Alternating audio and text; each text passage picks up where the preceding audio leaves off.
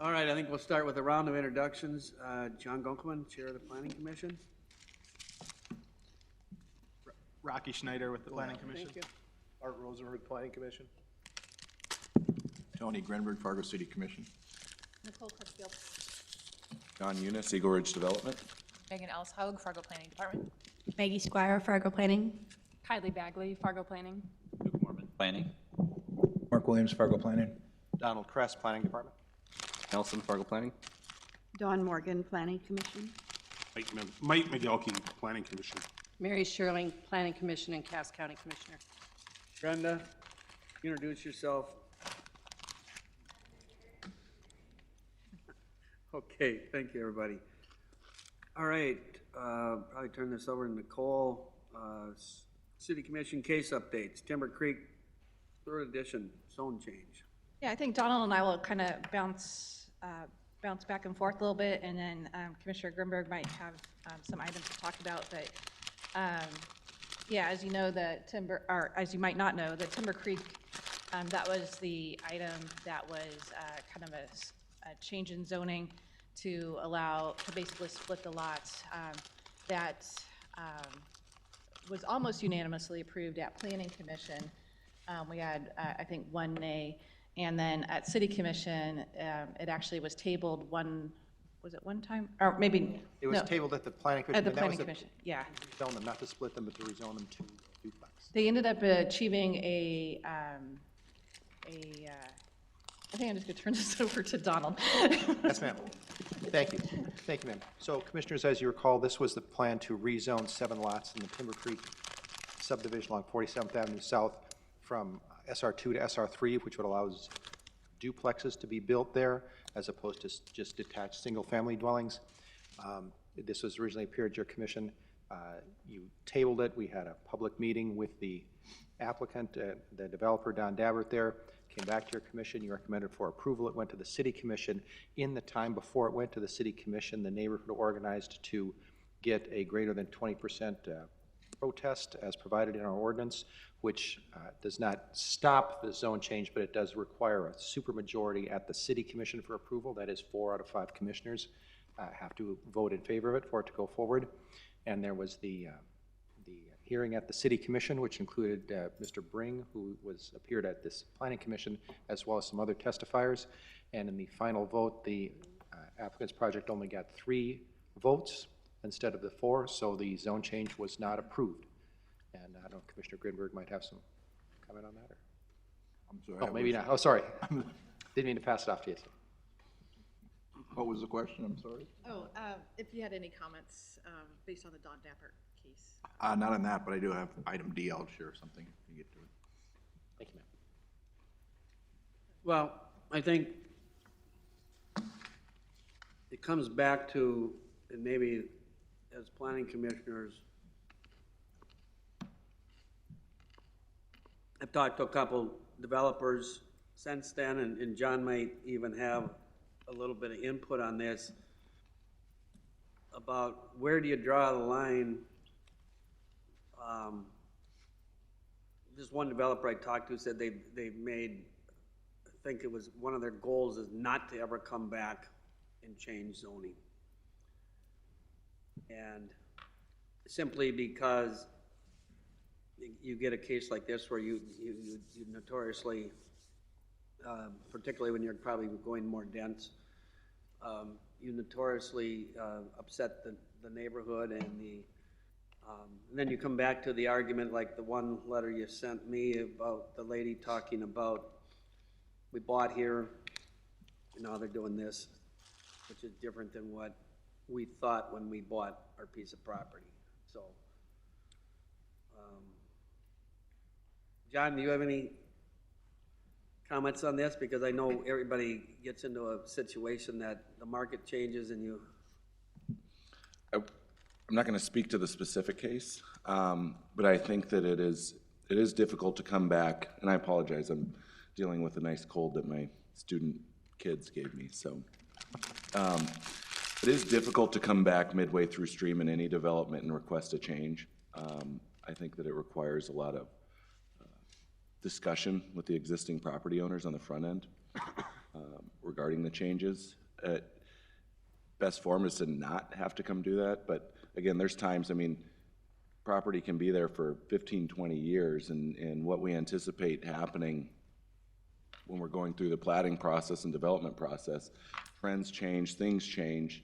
You know, just looking at, 10 years ago, everyone was platting exceptionally large lots, and all of a sudden, special assessments get to become a huge issue when you're dealing with larger lots, so you're seeing a lot of things change. 10 years ago, no one was really anticipating that. So I think it's important to know that things do change, but I think it's good form to always be engaged with the adjacent property owners regarding the project if things are going to change down the road.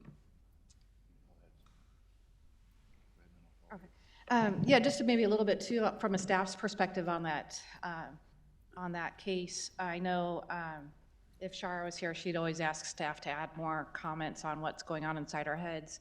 And I think on that case from day one, when that came to, a little bit to demystify the process, when an applicant comes forward, asks us what we think, sometimes they will see what we think as part of the application. And I think from day one, we knew that was going to be somewhat contentious because we know the neighborhood around there and the Fox Run has a long history of involvement and engagement with those properties there. We know the long history there on that intersection of 52nd Avenue and Interstate. We've all seen, large neighborhood meetings and surrounding neighborhoods. So we know that part of the city has had a lot of engagement and involvement. And so I thought the testimony was interesting at the city commission from the elected officials.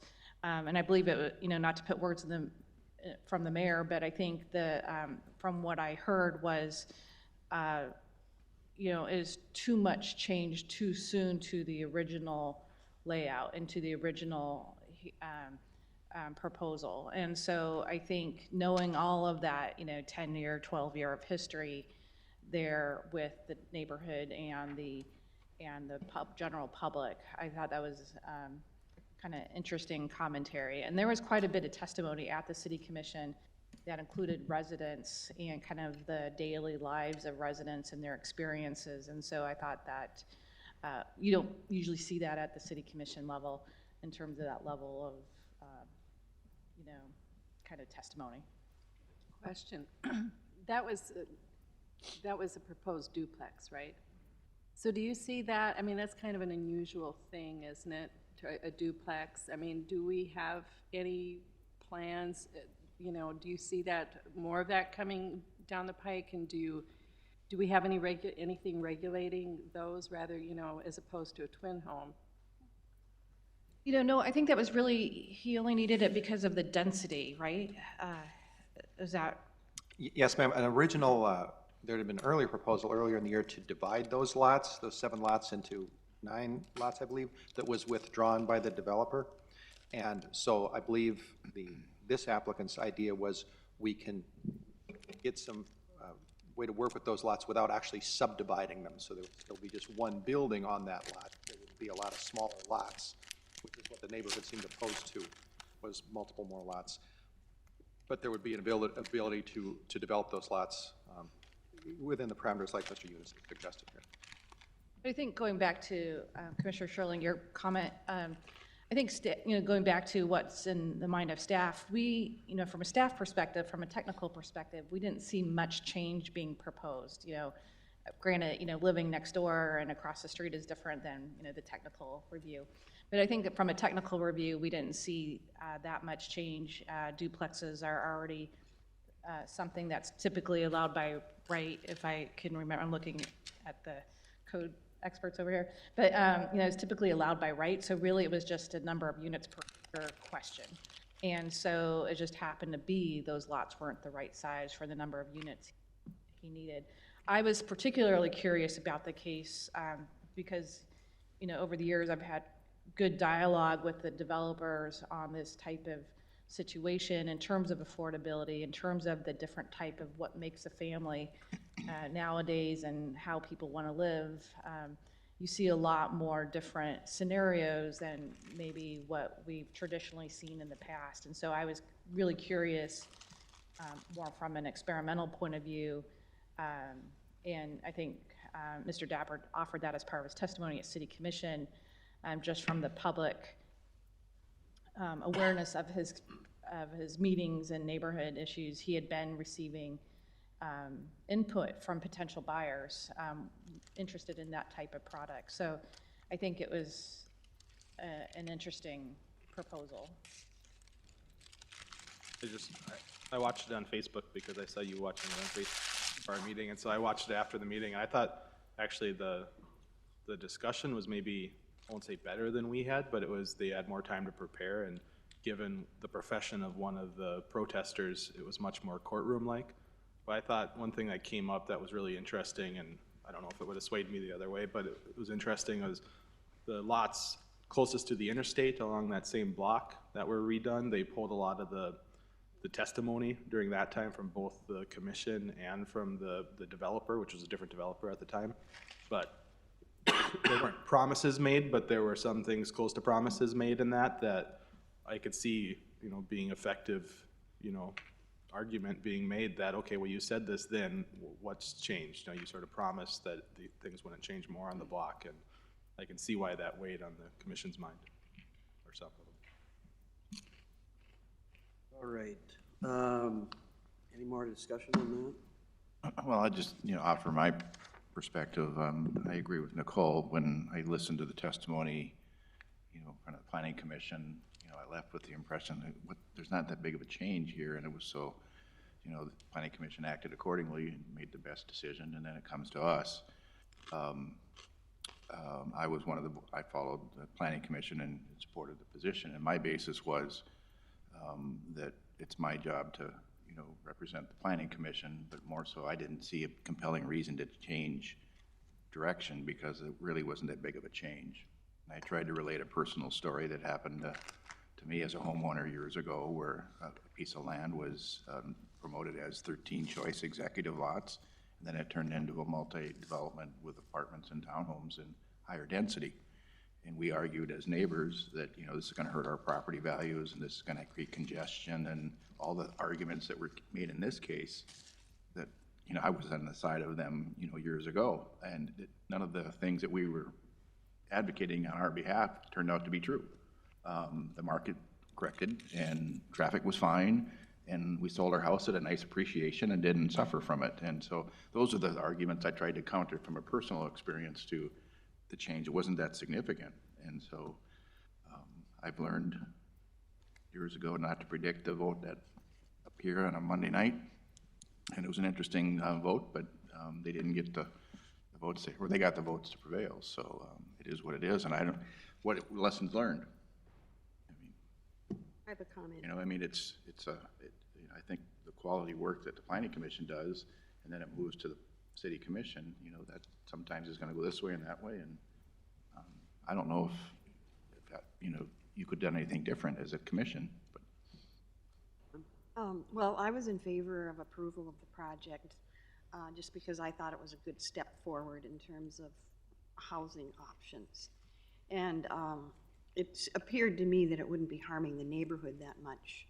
But we've seen the same thing happen again and again in other neighborhoods, where there hasn't been, even when there's been a lot of opposition from the neighbors, that the project has been approved. And we've seen it so many times. And to me, it just seemed that this particular project was an easy one to deny. As far as the City Commission goes, that it seemed kind of like a token, and somehow that neighborhood seemed to appear to be significant, or maybe more significant when larger projects, or even larger, have been approved in neighborhoods that have opposed. So I didn't quite understand it. I was interested in the interpretation as to comparing it to other examples. All right. Now, Nicole's got her mouth full. We want to move on to Harwood's addition. Don't change. Harwood's Addition, I guess I will. Harwood's Addition, and Kylie, you can help me out here, perhaps. Harwood's addition was the zone change to remove the conditional overlay from the DMU zone properties on 7th Avenue North and University Drive. Elliot, could you maybe just give a moment of background on how that came from, where that came from? Yeah, the property was originally rezoned to DMU in 2017 with a conditional overlay to restrict height, building setback, and then parking lot setback if a parking lot were to come up on the property. And so what came before your commission was a request to completely remove the conditional overlay in order to repurpose that site for a restaurant. It's too fast. This did go to City Commission on Monday, and the vote of the City Commissioners approved the removal of the conditional overlay from the DMU as requested. There was no further discussion. As you remember, there was some discussion at the Planning Commission there from folks who own property across the street, and the applicant, I believe, had some conversation with the folks, the property owners across the street about the parking situation. And so there was no testimony on either side at the City Commission. And commissioners approved it. There were a couple of questions that from commissioners, but the commission again voted in favor to support. I believe the count was 5-0, sir. But, so that conditional overlay has been removed on that, and that project can now go forward. There'll be a second reading of that procedurally at the next commission meeting, but they can go forward with that now. Is that right? And their plan is in, their site plan is in review, or pretty good? Okay. So just waiting for that approval to go forward. Thank you, ma'am. That one was interesting because I'd had numerous conversations with Chris Holly. And after it had gone before us and got approved, he called me the next day, and I just kind of, and I think he's talked to you since then too, Nicole. And I think it's interesting that they didn't bring up, what would have solved a lot of discussion is if they would have brought up the fact that the parking, that they had purchased the lot next door, and just, it would just about have killed the conversation. Instead of just letting it come out at the very end, that they had purchased that for parking, because I think they wanted to drive the point home to the planning department and the commission that they'd done everything right.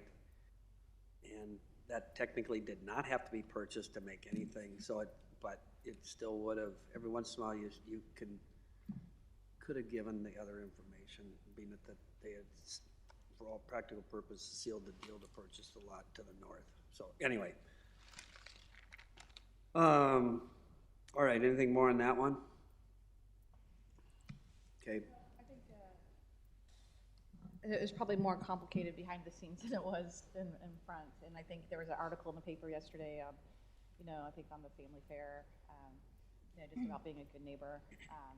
But yeah, I think from the staff perspective, and maybe just as a point of reference, maybe for clarification, I think as part of the Planning Commission testimony, you know, it was discussed, maybe just as a commentary, you know, Chris was bringing in the testimony components related to building code and fire code, which are completely unrelated to zoning code. And so that was a little confusing on that second testimony, that second time. And so that wasn't quite factual, as well as, you know, there was reference to the 10-foot being kind of a random distance. And actually that was actually pulled directly out of the code as a residential buffer standard.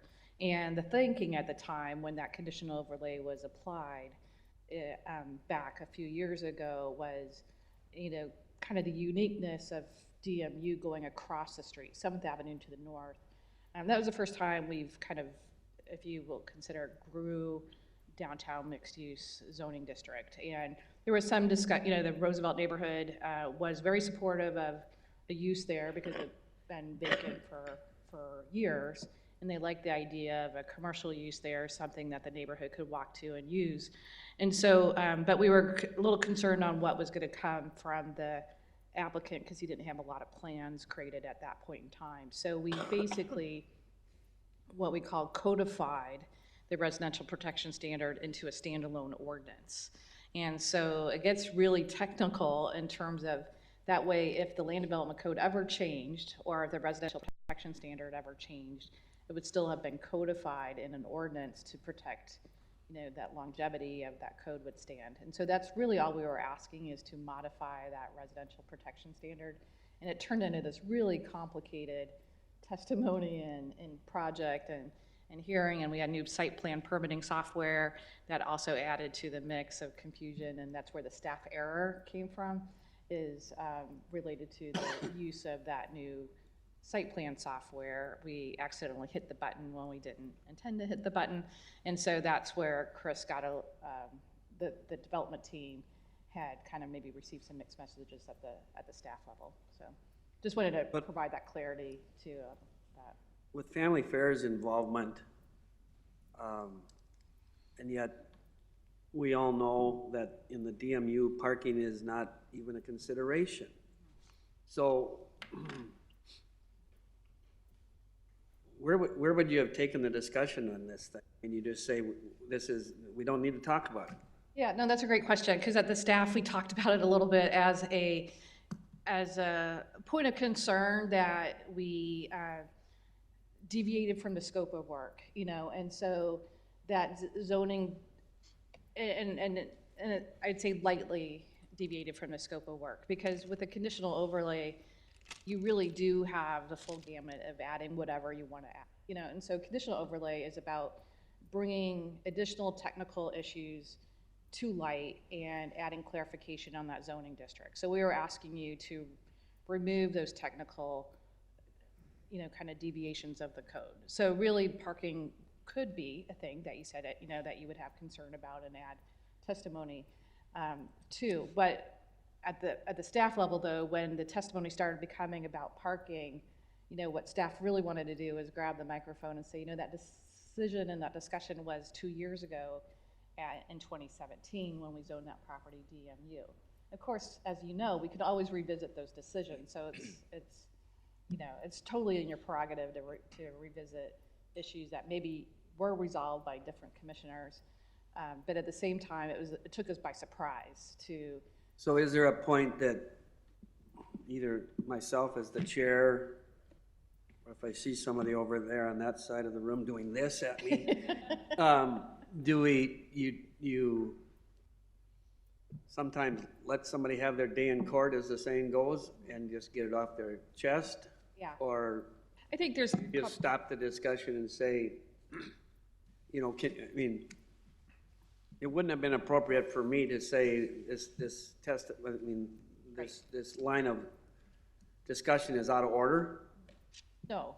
I think generally speaking, I think, having that person, have their day in court, and never be shy in asking staff, staff, do you have a rebuttal? Or staff, do you have a comment to what you just heard? Because usually we have something on the tip of our tongue we would like to say without doing this, And so, never be shy in calling on staff as a response. Okay. If you feel like you want a response. Sometimes automatically, that just needs to be filed and you take that into your advisement. But if it brings curiosity and you would like to have more dialogue, feel free to call on staff. All right. Question for Nicole. What are the boundaries of the downtown use district? Sorry? What are the boundaries of DMU? Let's see, it's a little complicated. It's about 7th Avenue to, it'll probably be easier for me to send you a map. Okay, because I was just wondering, if that was part of downtown mixed use, how far east that goes. To the river, right? Yeah, I'm looking at my phone. Well, we have two projects that are in it, Willow Grove, Jesse Craig's project. Yeah, is in that one's on the other edge of the DMU, and that's as far north as that goes right there. And this one, it stops right at the edge of this piece of property. I'd say about south to Island Park, and about west to University, a little bit west of University. It kind of jig-jogs around there. Okay, well, thanks. When this came up and that was within downtown mixed-use district, I was a little bit surprised, and I guess it's kind of wondering ever since what the scope of it is. All right, moving on to the bed and breakfast. So yeah, so we have been issued a suit. And so we are scheduled for, I guess, I'm not sure the legal term for it, but deposition and or testimony on March 20th, I think, is when the hearing has been, it's not really a hearing, it's basically the judge listens and decides if it's a case, I guess. I'm not quite sure the technical terms, but basically we're now completely under, when we're given, I'm way out of my parameters. When we're given a suit, basically, Eric then brings in Jane Sykes, is that her? I think it's the North Dakota Insurance Reserve Fund provides. Yeah, there you go. Provides a defense attorney. Yeah, so our defense attorney is Jane. I can't remember Jane's last name. Jane Benz, there you go. And so we are now providing the file and coordinating that. And ma'am, I did talk to, at our previous meeting, Eric was not there, but Alyssa was there, and I asked where that was at, and she said that's just in process. There's not really anything for us to do at this time. So. Yeah, I think Kylie and I would appear on March 20th to provide any clarification if needed. Who's bringing the suit forward? Richard Nelson, the property owner to the north of Roger Nelson. So if they just did an Airbnb, are there any regulations? I mean, it'd be like speeding, if you're speeding on a street and if you were to get caught, you might get a ticket, same kind of thing. So the use itself is not allowed in the land development code. Do we have any way to regulate it? No, not really.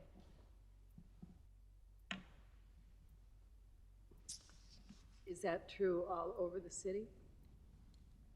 Yeah, it's a kind of a nationwide issue, and Donald and our city attorney and some of our city auditor, building official. And so if the city were to say, we want to staff this and go police it, it would require quite a bit of a level of governance that we're maybe not prepared to offer at this point in time without further discussion on how.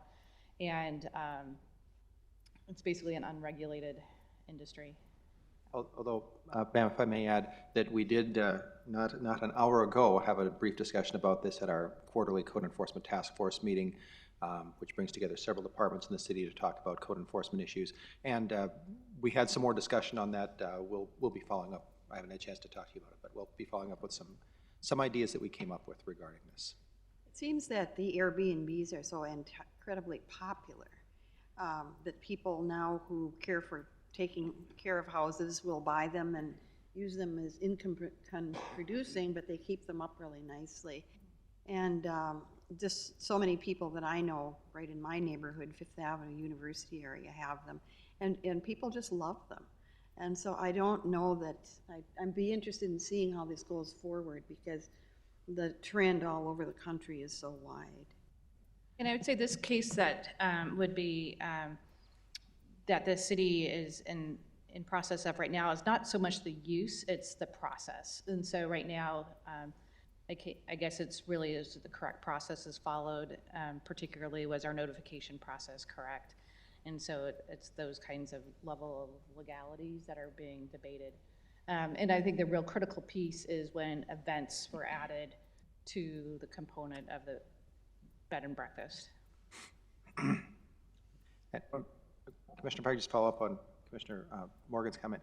On the other side of that, ma'am, we get several calls a month by people reporting Airbnbs in their neighborhood are disruptive, that are people having consistent loud parties, that that takes advantage of the neighborhood, it detracts from the residential character of the neighborhood. So there are both sides to that. I think that the Airbnbs are regulated internally though, aren't they?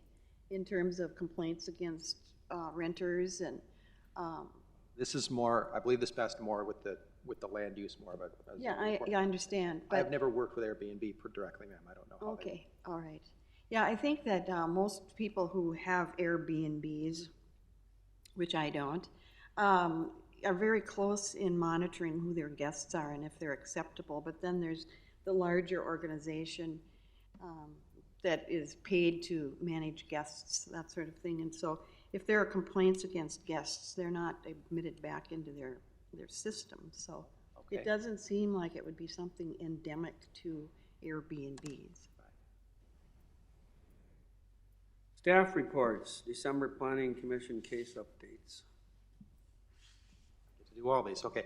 Commissioners, we have our Planning Commission meeting coming up December 3rd. We do have one thing continued from last time, which is the Eddie and Fuller's edition proposed zone change there with Mr. Baum. You've had some meetings on that? Yeah, maybe just a brief update on that one. Basically, we've been in discussions with the appraiser and the banker and just making sure all of that, everybody's talking about the same thing.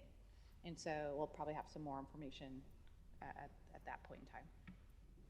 And then we do have a couple of smaller plats and zone changes. We do have a case in the Roosevelt neighborhood that is actually one of the sorority houses there on 13th Avenue and University Drive. It's the Kappa Delta, Mr. Mormon, is that? Right, okay, Kappa Delta House. They're going to be rebuilding that Kappa Delta House. They're going to be tearing it down and rebuilding it.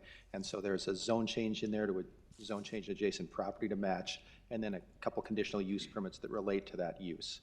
And then there is also a project from Mr. Yunus here, which is called the Valley View Estates. This is the development of the, effectively the last piece of Valley View. There's about 40 acres there on 36th Avenue South that has never been developed, zoned ag, and Mr. Yunus's company has come forward with a proposal to develop that as largely a single-family area, largely single-family lots, similar to the surrounding there. And as the commissioners, we did notify you there's going to be an open house public meeting on this tomorrow. That is Thursday, the 21st of November, from 4 to 6:30 in the Meadowlark Room upstairs. Since we're doing a growth plan amendment, we are required by our ordinance to have this meeting. Even if not, we'd probably have one anyway on this project. But myself, Mr. Yunus will be there, and we've gotten some calls and questions. You commissioners may have gotten some calls and questions too, but we'll be there with exhibits showing the plat and the proposed zoning. And I don't know, John, if you'd have anything else to bring. And commissioners, I know that you're always interested in how the neighborhood interacts with us. I know most of you work full-time during the day, but that's why we run it to 6:30. If you have a chance to stop by. Again, there's no formal presentation, or just come in, stop by, talk to us, might well see how the neighbors are feeling there, or talk to us, staff or Mr. Yunus yourselves, just get a feel for this, get a handle on this. We did meet yesterday with staff and Mr. Yunus, going over some comments we'd had, especially relating to connectivity and park trail connectivity, and we've got those pretty well worked out here, I think.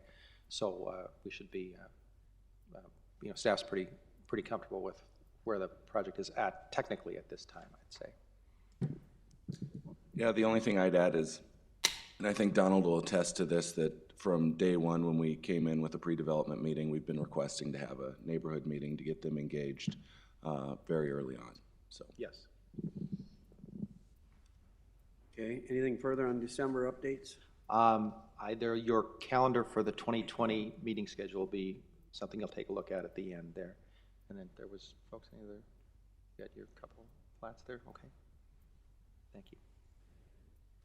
Well, we could turn it over to John. I'm gonna hand these out, Rob. Yeah, as John's handing it out, maybe just let you know, he met with Mark and I, he and Jim Billis met with Mark and I last week, starting to talk about a new project. And for those that have been on Planning Commission for a long time, might remember our brown bags used to be when an opportunity for developers to show big projects and new concepts. That way you're not as surprised at a Planning Commission meeting, and it's really an opportunity before it's actually even an application for Planning Commission, just to see what kind of concepts and visions the developer might have. So this is really informal, and the timing was good, so we suggested that, ask John if he's ready to kind of talk with the Planning Commission and introduce some of the concepts. And so some of this, for those that might remember in the early days of, this kind of reminds me of Urban Plains.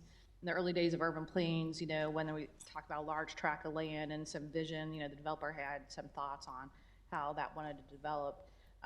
there was a lot of dialogue between, staff and the public and the planning commission on kind of those hopes and dreams and how to codify those things and how much fits in the code and how much needs to be a planned unit development or overlay. And so those are the kinds of discussions we started to have with Jim and John, and I don't know, Mark, if you have anything else you want to add. So I'll just turn it over to John, and he can do what he needs to do. Yeah, thank you. So, big picture, this property is located on the southeast corner of 32nd Avenue and Veterans Boulevard. It's immediately behind our office building, which is a 3-story office building right there along Veterans Boulevard. We have submitted for a PUD for this property, and this kind of ties into the LDC discussion that you guys are having after this. There's really no tool for us on the south side of town to do a mixed-use project without having some sort of PUD. This project, we're looking at doing 7 buildings, a combination of commercial on the main floor with residential above it, a large courtyard that would be shared by the residents and the businesses. So the idea is to have a courtyard that has businesses, restaurant, entertainment options that overlook this programmable courtyard entertainment gathering area on the south side of town. These are going to be fairly substantial buildings, and we intend to have them look similar to our office building that's there on Veterans Boulevard. So there's going to be a lot of brick, a lot of glass, flat roofs, rooftop patio options for the residents along with that courtyard option. We're going to be building structured parking for every single resident. Will have their own underground parking stall that they'd have access to. One of the things I know that's going to come up during the discussion is going to be the overall parking and how that's going to work for the site. We have engaged a traffic engineer to work on a parking study for us, and we hope to have that by the time we come forward at Planning Commission. But overall, we look at this as the parking is going to be viewed very dynamically.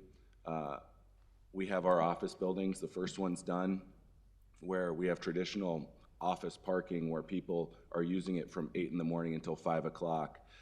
After 5 o'clock, our parking lot empties out. You're going to see when we come forward that our buildings are going to enter into a part of the agreement to have shared parking for this entire site, so that any entertainment options or things would be able to use our parking fields that we have. We're going to be relying a lot on what these traffic engineers say in terms of the number of stalls that are going to be needed, but we will be requesting for a parking variance because, and correct me if I'm wrong, but the land development code, I don't believe, unless we do a parking study, allows for kind of a hybrid look at how the parking actually works. We'd have to, in effect, stack the parking. So we'd have to have all the residential parking and all of the commercial parking, and we couldn't have any shared component there. So we plan on coming in front of you guys in January, and overall our big picture is to try to get going on the first 2 buildings right away in the spring. And I'd kind of like to open it up for discussion for you guys if you have any questions for me.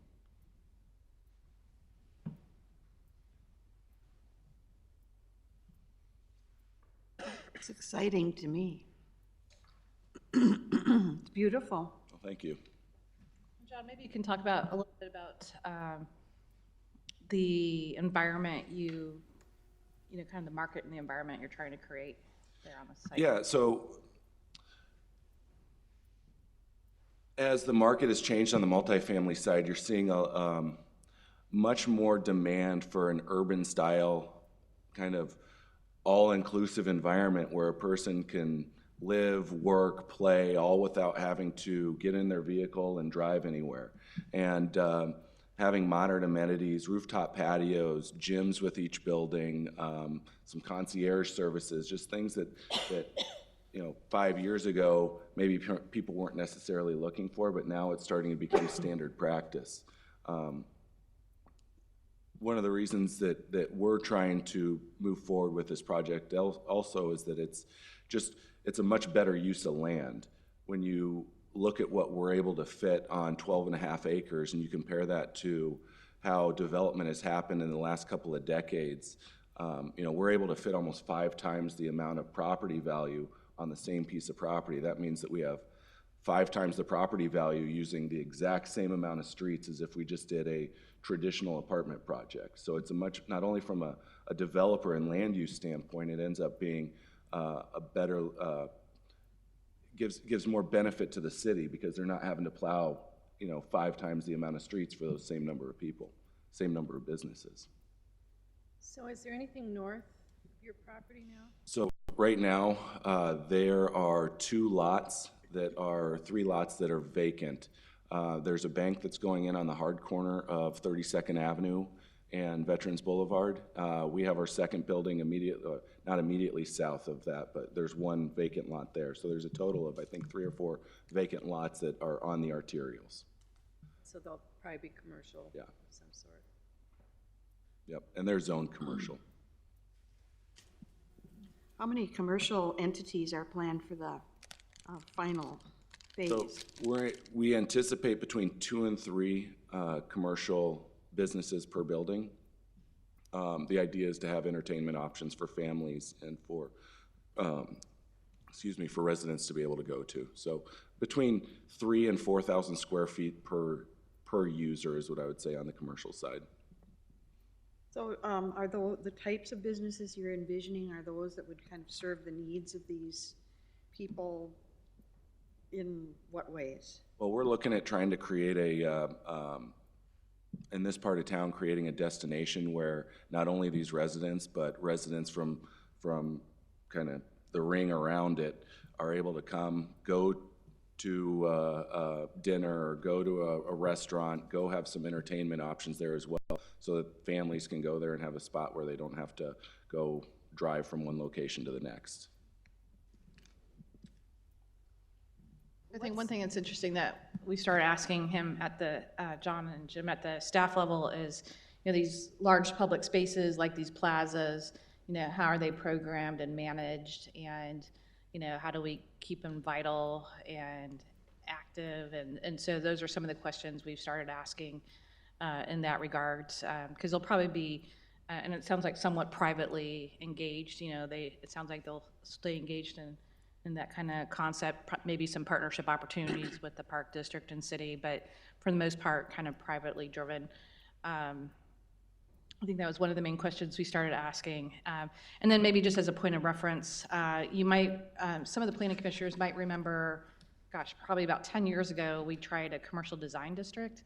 And this is where we kind of got the idea off of the number of conditional overlays and PUDs that were being developed. And so along the 45th Street corridor, the 52nd Avenue corridor, there's a lot of overlays that go on top of limited commercial zoning districts to allow for the quality of development that we're seeking. And instead of the burden of the overlays and each one being a little different, how do we come up with a zoning district that kind of encapsulates our highest goals? We got almost to the finish line, and then we had some snags with billboards. And I think we're past those snags on billboards now. So we've shared that conditional, so we still have that commercial design district in our file cabinet. And so I shared that with John to see if that might make sense for some of the discussions on what goes into a PUD. And so just as a point of reference there. And I will say that we did, in the documents that we submitted, we relied heavily on that commercial design district for our PUD application. So you'll see a lot of similarities there. John, I was just gonna say, I appreciate how you've broken out the phases into really 3 equal parts. I think you mentioned an earlier development, Nicole, that had a big design plan, and we ended up with just a lot of apartments because the rest of the sort of concept didn't come together for various reasons. And so I like how you're mixing it from the start. I just appreciate that. Nicole, do you see, this kind of overlaps into our update on the LDC, doing what he's proposing would this be something that the process would either be simpler, or is this probably the way it would be done anyway in a revised LDC? Ideally, in a revised LDC, or even with that commercial design district, most of these rights would be, these development practices would be able to be done by right, so that would speed up that process and not have these independent kind of nitpicky kind of discussions. And so, and I guess that's the luxury that we did have the commercial design district kind of ready to go. And so to kind of give John a head start. And what that commercial design district is basically we, as a staff, back when Mark was still on staff at the planning department years ago, as a staff, we inventoried all of our existing overlays and PUDs and kind of got the basics. Because we're getting a lot of complaints from developers saying, well, why do I have these rules and those rules are over there and these rules are over there? And so how do we kind of get a common theme? And so we kind of boiled that down into some basic generic language, but yet a bit higher standard than our general commercial zoning district and limited commercial zoning district.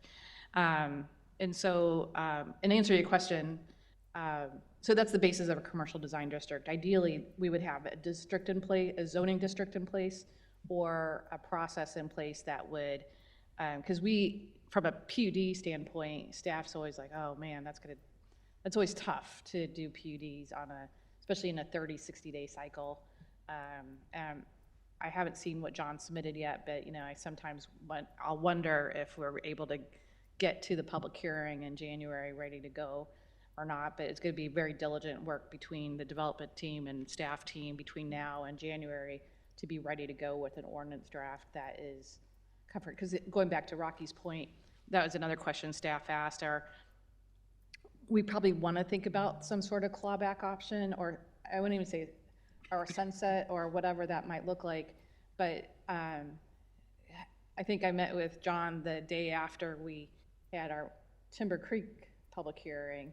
And so we know goals change, we know markets change, and we need some component of flexibility for all parties.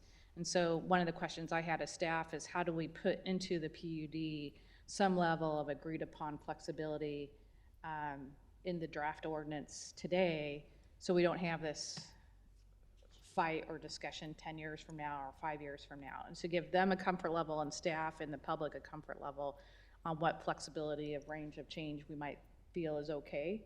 And if we're able to do that, I know that's a tall order, we might not be able to do that, but if we could have, learning our lessons from some of the other development projects, if we could find those levels of change that we're willing to define. It's kind of like you go into a contract knowing how you're going to opt out of the contract if it doesn't all work.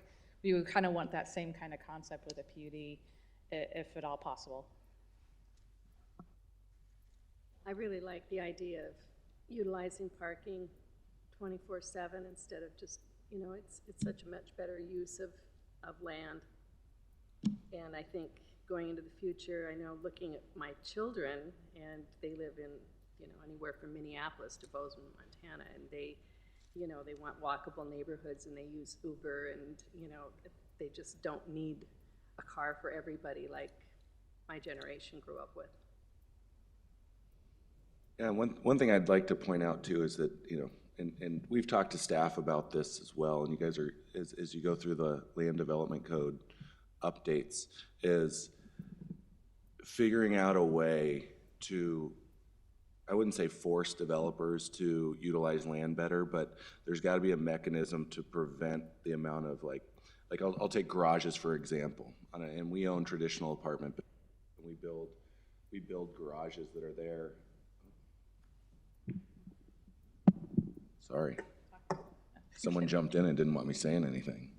So we've built garages, and the reality is a lot of these garages are used for storage and not necessarily parking. So are we really meeting the land development code with all these garages that we're building, and is that the best use of land that we could do, or are we better off having more urban environment and not building just an accessory use inside there? And one of the things I also wanted to point out that I'm sure will be brought up in discussion is You know, the amount of green space that we're doing. I mean, there's a lot of things in the PUD that we're asking for that's very urban and not suburban in nature. And that's to try to get it to be more of a downtown urban type environment, so. Questions?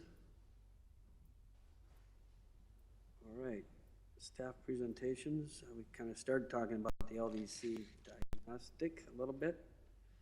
Who's taking the? Aaron, would you like to just give us a status update?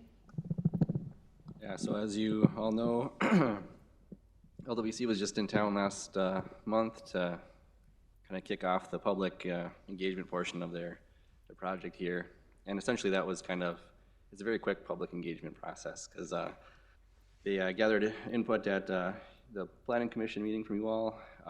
That night they held a public open house, which was pretty well attended actually. I think we had like 35 people on the sign-in sheet, so we were pretty pleased with that. And the following day they had a number of stakeholder interviews with various stakeholders, whether it be community representatives, neighborhood representatives, citizens, development community, city attorney, anybody that has knowledge of the LDC was really their target audience there. And so this next, what they're doing now is they're going to go back and put together a draft LDC diagnostic report. And so the next time you'll see LWC back in town is probably after the holidays when they have that draft report to present to you all for your comments and things. And so we don't have a date specific yet for when they'll be back, but that's kind of the next check-in point with the city. And then once that LDC diagnostic report is kind of in some type of final draft form, they'll move on to essentially the last phase of the project, which will be developing a set of options or alternatives for how to address the any identified issues that were discovered during their process, and ultimately a preferred alternative recommendation that they'll work with you all on kind of revising through a number of iterations. So I think the project is generally scheduled to wrap up spring of 2020, so not too much longer, and we'll have some deliverables. So any questions, I guess, from you all? Are the two, the LDC and the core neighborhood, are they both looking for information from each other by chance? I mean, how, some of the LDC, or at least some of in the diagnostic process, some of the information that is probably being gathered on the core neighborhoods would reflect in some of the issues that we've had. I mean, or did they get that information, or are they looking to get some feedback from the? Yeah, absolutely. I think both consultant teams are aware the other exists and that the other scope of work exists. And that's partially on staff to make sure they're coordinated. But then also, I think from a peer-to-peer level, there will be definitely opportunities for them to share observations. Yeah, we were, Arlette Preston and I attended a meeting and interview, and it seemed a little bit difficult for us to actually separate out the land development code from the core neighborhood plan. And so sometimes it seemed to me like the questions were for both cases. So yeah, I think that point is really good, John. Okay, any other questions on the LDC? Okay, moving on to the core neighborhood plan. Yeah, on the core neighborhood plan, I'll turn it over to Aaron here in a second. But we're kind of finalizing our contract scope with the consultant. I can't remember if we've shared this information with you or not, but we selected, thanks to the selection committee and their work, but we selected CZB. They're out of Alexandria, Virginia. And but they do work all over the country. Probably their most relevant work that Fargo can relate to is a lot of work they've done in Des Moines, Iowa. And but anyway, we've been coordinating some details on the scope of work and contract, and we'll have a draft contract ready to go to City Commission. Our goal is December 2nd. And so it's pretty close here, and we're really excited. I think I'll turn it over to Aaron and talk a little bit about how they're going to kick off their work. Yeah, so maybe just, I know we've talked about this in the past too, but just a quick overview. I think this process is anticipated to take about a year to complete. They're looking to kick things off probably again after the holidays, so January of 2020 is when I think they'll be kind of publicly kicking things off and everything, as far as you all will kind of see and the public will be aware of, and then wrapping things off at the end of 2020. Kind of in a nutshell, I think this will be more of a traditional kind of master planning effort where I think they've got it generally broken down into 3 phases.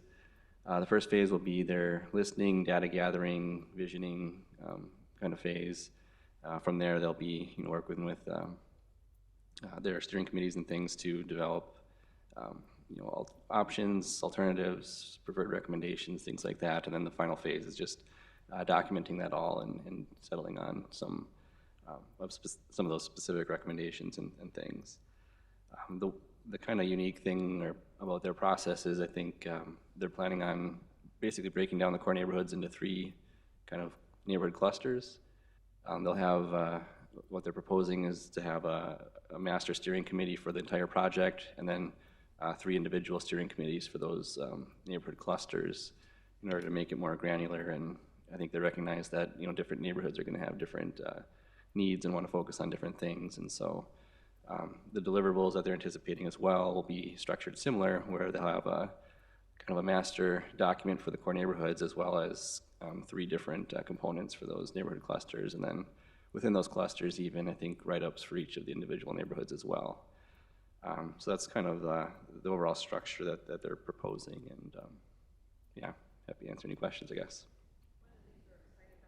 Is their approach. So this will have a strong housing focus, maybe a little less, kind of urban design focus. And, but looking at it both from a technical component as we look at market needs and housing stability or changes, trying to get to those critical components that we kind of languish in all the time about, what's the right housing mix in neighborhoods, and then also the level of engagement. We're excited about the number of steering committees they're proposing, the net level of engagement they're wanting to do at the grassroots level as well. So we're excited about that as part of this team. And I think those are probably the 2 components that kind of rose this selection committee to the top. I know Commissioner Grimberg and John were on the steering committee or selection committee, so I don't know if there's anything else you'd like to add at all. No, again, I think I've said this multiple times, but I'm excited because a lot of the cases that we struggle over as a planning commission are the core neighborhood issues. And I'm excited to see what comes of it, whether it's just refining the process so that the neighborhoods feel that they've had their say, and when they come out of it, they're happy. And it's probably long overdue, probably, so. I would just add, of the 4 or 5 we interviewed, style and just connectivity from my perspective really resonated with the team that we selected, and I think they'll do well in the core neighborhoods with interaction with citizens. They're very good. And we'll probably probably the planning commission will get in different stages. Yeah, so they have some tips on, kind of how to convene the selection committee or steering committee members and stakeholders, et cetera. So they'll have some guiding ways of working. But yeah, I believe the Planning Commission, the CD Committee, the Historic Preservation Commission, even the Arts and Culture Commission, there are all going to be some element of engagement with many of our boards and commissions that we work with. So it won't be just a solo, planning commission item, but it will be integrated hopefully with all of our programs. And that's one of the things that we were excited about too, is they're not shy, and this team didn't seem shy into digging into how operations works at the city of Fargo.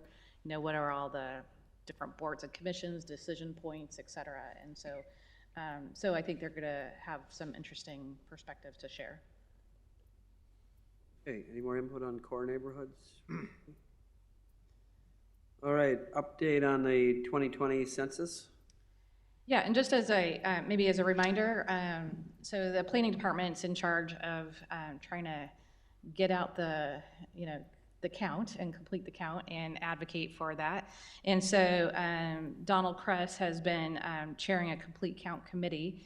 And so I'll just turn it over to Donald to give us a quick update. Thank you, ma'am. Yes, as Nicole has stated, this is part of the nationwide census project for the 2020 census. Census day is April 1st, 132 days away, according to our calendar online this morning.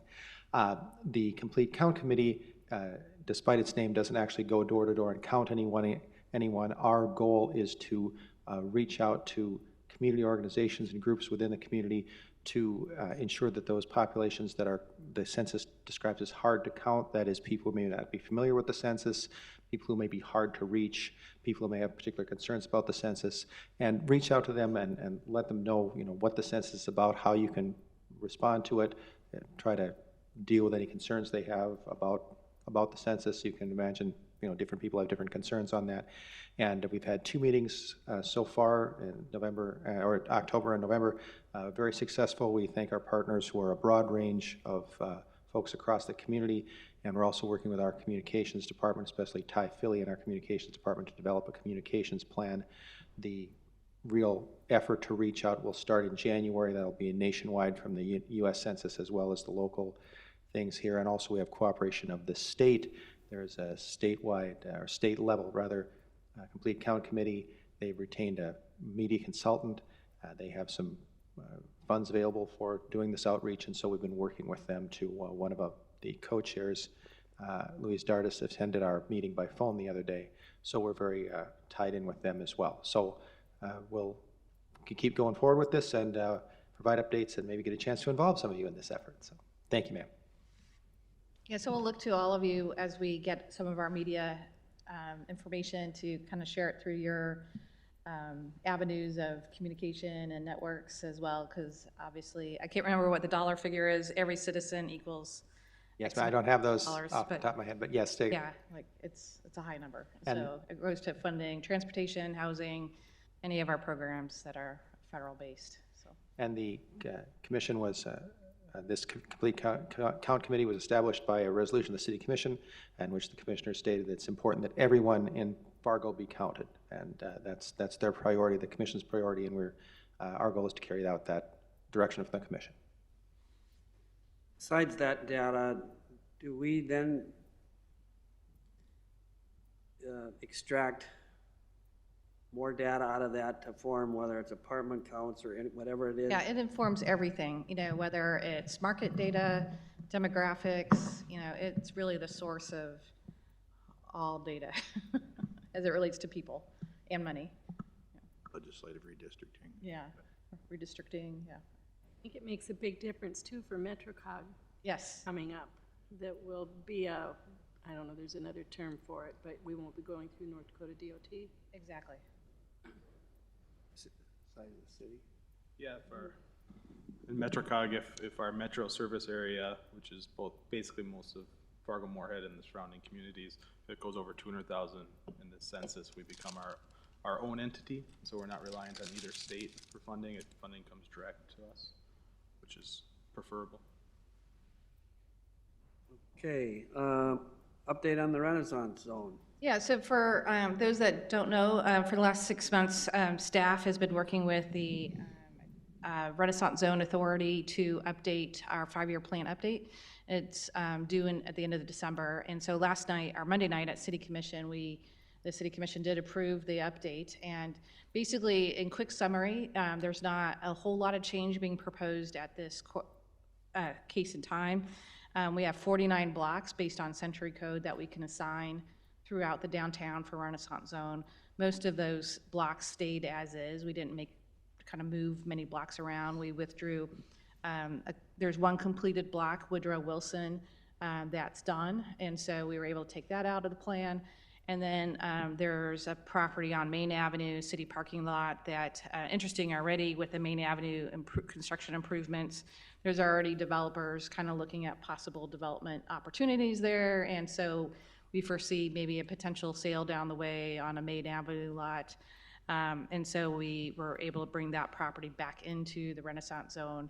But at this point, we've assigned 47 of the 49 blocks, and 2 of them will remain unassigned. And then when a project comes forward, look to that opportunity to assign that block. So what the 5-year plan does is confirm our focus areas, and it was actually really great this year. We were able to take the downtown in focus vision statement and those goals and bring them over to the Renaissance Zone goals. So this Renaissance Zone had 15 goals, which are a lot, and but all great, but they're nicely synthesized in the downtown in focus 7 goals. And so, but of course the focus of Renaissance Zone stays the same in terms of economic development and street activation and urban design and all those great things. And so, long story short, we more or less have the same plan moving forward with some slight modifications. If anybody wants to see a draft of that plan, it is available on the city website, but we can certainly send you the link. And thanks to the last step, it'll be on consent agenda November 26th at the school board meeting, and that's our last step.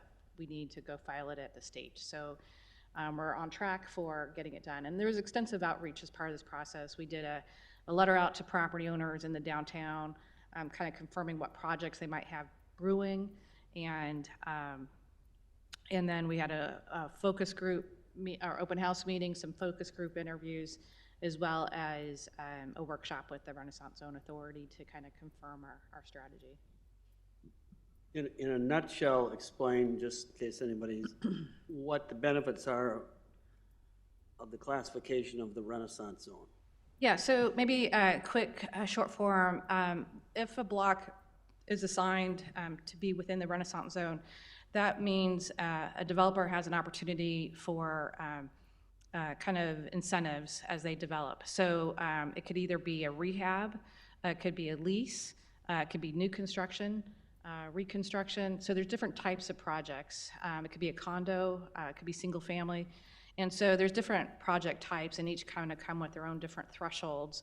There is a level of threshold for a minimum investment, and that basically allows for property tax incentives as 5-year abatement, as well as income tax 5-year abatement. And so it's really great, like 300 Broadway, when that went in, those condo owners were able to, those first condo owners be able to take that 5-year income tax as part of that. We basically are paperwork pass-through to the state level, and so there is a Renaissance Zone Authority to make sure, substantiate that we're following our goals and strategies, but then we submit all of that to the state. The property owner does have to be in good standing, but the most important thing is that it's a one-and-done program. So once it's assigned on that block, it can't happen again, So a lot of Broadway, I would say those blocks are almost done. There's some vacant land. If you go like on Robert, as that block might have a vacant parking lot on Roberts or on 5th Street or something like that. So I would predict in the next 5 to 10 years, we might see some more drastic changes in the Renaissance Zone as we kind of shift, as we get Broadway kind of solidified, hopefully, and then kind of move out from there. There's also the opportunity for a satellite block. So a satellite block doesn't necessarily be touching. Otherwise, all the other blocks have to be touching and congruent with each other. So I call it block math. The Century Code aligns, it's not necessarily a city block that's a block. If there's a railroad through it, you can maybe get that block a little lower or bigger, or if the city owns parcel, then it's a half block. So there's kind of weird ways of counting the blocks, but in essence, it's an incentive program, and Tony was on the legislative team.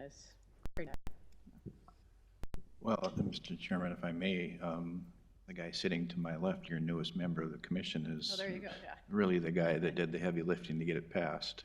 He worked for the House Majority Leader at the time and was shepherding the radical members of the House and the Senate to garner the votes, and I don't know how many amendments you carried around between both versions to get ultimately passed, but he's the godfather of the Renaissance Zone. That's Mr. now been in Rosenberg, existence. 1999. Yeah, years. So if I may, just, if we're going to go to other business, it's a coincidence that Art's sitting here, deja vu. I think you sent my testimony. I had pitched an idea to the Legacy Fund Legislative Committee on legacy zones, and conceptually would mirror the, you know, the rationale behind the Renaissance zone for core neighborhoods. And the feedback I've received has been quite favorable. Calls from Wapaton like the idea for their community, and so at this point, I've got requests out to the National League of Cities and this North Dakota League of Cities on if there's some similar models going on around the nation, and largely it'll help focus on the gap.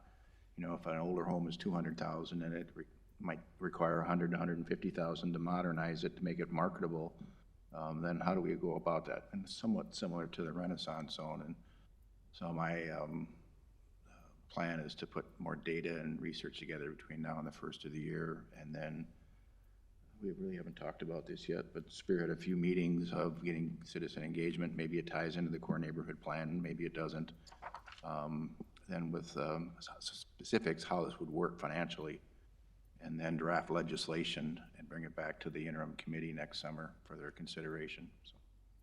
I don't know if everybody caught it last week. The Legacy Fund Committee was in town, and there was a meeting up at the Alumni Center at NDSU, and that's where it was really interesting listening to the different groups that presented ideas on how to, when there's money out there, everybody comes up with ideas and on how to spend it. And I think that they know that they have to come up with some good ideas before the public takes and comes up with either a referendum or a initiated measure to say you're gonna spend it a certain way. So there was a lot of great ideas presented that night, and you know, amongst them was school lunches and other projects. I think Al Carlson had an interesting one that he brought up about on Giving Hearts Day, which is now kind of encompassed the whole state. I mean, if you have a group for a given cause, whatever, Heart Association, you name it, Heart Association, I'm just trying to think of other groups, and YMCA, Partner in Youth, whatever groups that participate in the Partner in, or the Giving Hearts Day. Al came up with an idea that through the funds in the Legacy Fund, they could match some of those funds that were raised that day, or have a match of some sort, because those organizations are already in place that are getting help. So I mean, it was an interesting night. I mean, some of the proposals were interesting, but Tony presented this one near the end of the night, and I think it was well received. So yeah, if you're, it was the following day was a gentleman from Alaska, and you know, I mean, there's been debate in North Dakota for years now because of the immense wealth that the natural resource oil has provided the state. And there are some in the state that believe that they should get a rebate check, like Alaska. There are some in the state that we should eliminate income tax. And it was interesting, the gentleman from Alaska gave the pros and the cons of what Alaska set up with their funds. From a standpoint of dependency and societal costs to the day the checks arrive, that alcohol sales and cigarette sales, you know, skyrocket, and there's issues wrapped around that from a societal perspective to, you know, work ethic and creating a state of entitlement versus working, earning what you achieve by working. So it's really an interesting presentation about, you know, how they've evolved through this, and I think that really resonated with the committee, that if you're gonna ask 100 people, you get 99 different definitions of what legacy is, and then so what's the investment North Dakota is gonna make? I leaned over to a couple of my colleagues that morning, and I said, this is probably harder to figure out than working 80 days in a legislative session, doing the normal business of the state, because there are high expectations because of this wealth, and so what's the proper investment that's going to make a difference for the state? Questions on anything from today? Anybody? Okay, I think we'll stand adjourned then. Thank you for coming.